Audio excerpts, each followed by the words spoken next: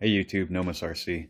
I wanted to give a long time ownership review of the Arrma Notorious. I've been a little bit disappointed with it lately, but I'm not gonna lie, I do beat the living crap out of this vehicle. Basically, any time that it flips onto its back, I self-right and make it flip back over, which I understand is really hard on your diffs. I get it. And then I do backflips and have a ramp in my yard, and that's pretty much all that me and my friends do is just backflip our vehicles over and over. Or if it's a Creighton or Italian or like my Centon, obviously you just do, a nice regular launch jump. But because this can do backflips, I do it. I shatter diffs fairly frequently.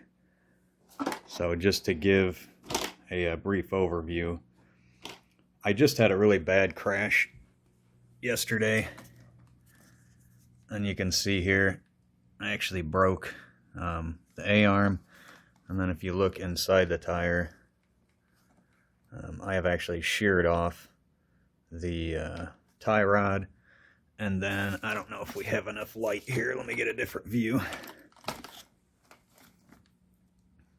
Let's see if we can see it in here.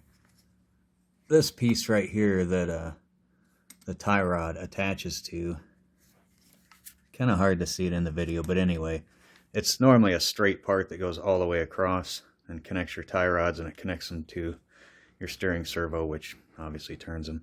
It's supposed to be a flat part. Well, on both sides it's like this, but on this side that just broke, it's really bent, so I'll have to take it out and rebend it. That's okay. You know what? I had a really bad crash. If you're busting A-arms and you're busting tie rods and stuff like that, to be honest, after all the abuse that I've given this vehicle, that's no fault of the vehicle whatsoever. That A-arm has probably had microfractures in it for a long time, and it just finally gave out. So, I mean, again, I beat the living shit out of it. So, one of my biggest complaints that I've been having, I'm kind of deciding on whether buying another vehicle and fixing this one up and selling it, or repairing it. And at this point, I know what repair means. It means I'm going to repair the diffs, and then they're going to bust again. And yes, I mean, I kind of am an Arrma fanboy. I do like them. Team Durango got me into them. I've had a couple of those vehicles and raced with them. And I've used Team Associated, Mugen, Offna, a bunch of different brands when I used to race professionally, but all I do anymore is bash. I'm kind of an old bastard now, and that's all I do. This thing is a stunt truck. So I bought it to be a stunt truck, and that's what it does. But I would say I probably get maybe an hour and 20 minutes of runtime before I snap a diff. Sometimes less, it depends, but I would say that's an average hour and 20 minutes of runtime, and then a differential is gone. So if any of you guys got any comments other than shimming the diff to help me out here, let me know. Spider gears I've busted twice in here in the center differential. After adjusting fluids, I've not blown another set of spider gears in a long time. So I consider that problem to not be an issue anymore. I've blown the ring and input gear in the front diff at one time. Again, adjusted fluids. I haven't had an issue there either, and properly shimmed. The rear differential. This is the one that I bust all the time. Right now, it's broke. It's some of the reason that I was being so hard on the vehicle, because it was clicking, grrr, as I'm driving. I'm not losing power yet. It hasn't lost that many teeth, but it's probably shaved one or two in half. So I was kind of annoyed, and I just went full force, beat the living shit out of the vehicle, and I got what I paid for. I broke, everything up here. But the initial issue is the ring and pinion are toast again in the diff. I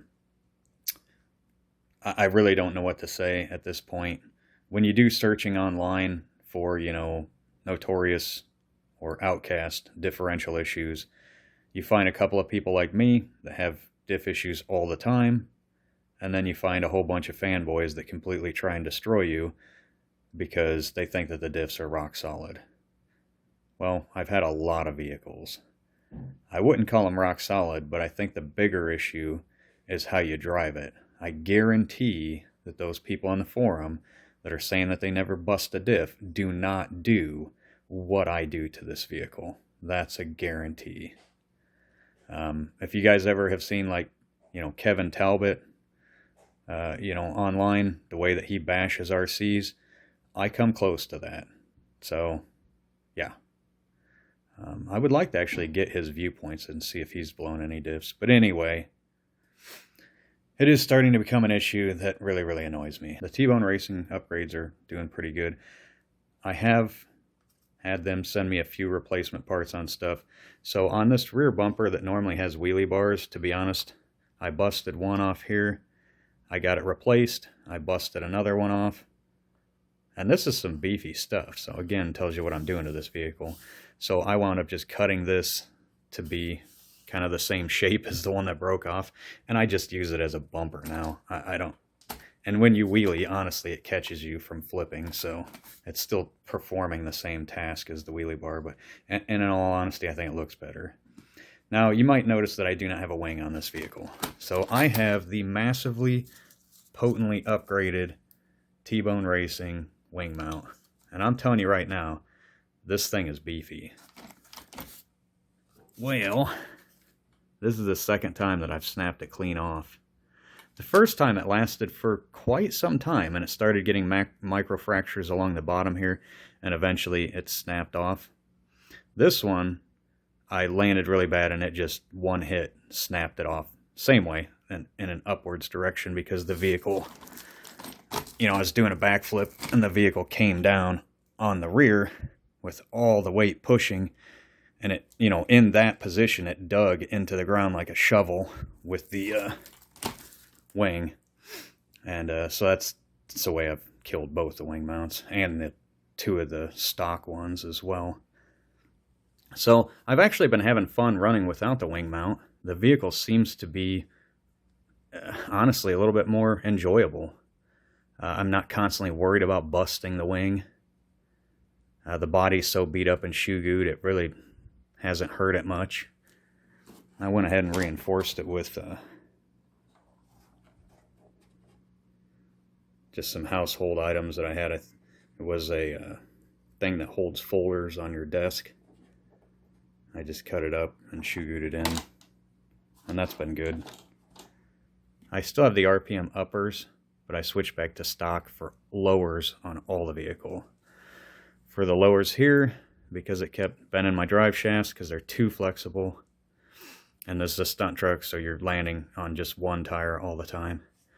And then I did switch back to stocks here and the rear as well for A-arms. So stock A-arms front and rear, just upper RPMs just because I bought them and they don't seem to be bending drive shafts.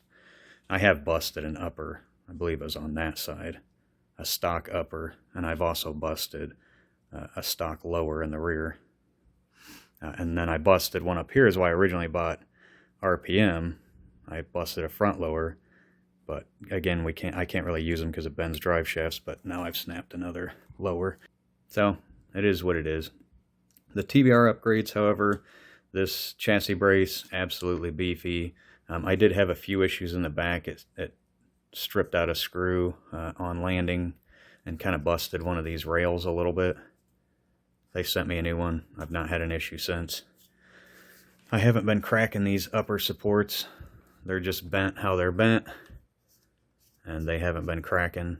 I did up front, though.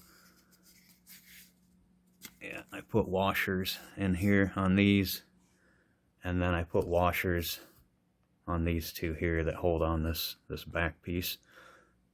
And then, of course, my mud flaps are doing their job. But TBR upgrades, doing well, other than the wing mount, which I'm just not going to use anymore.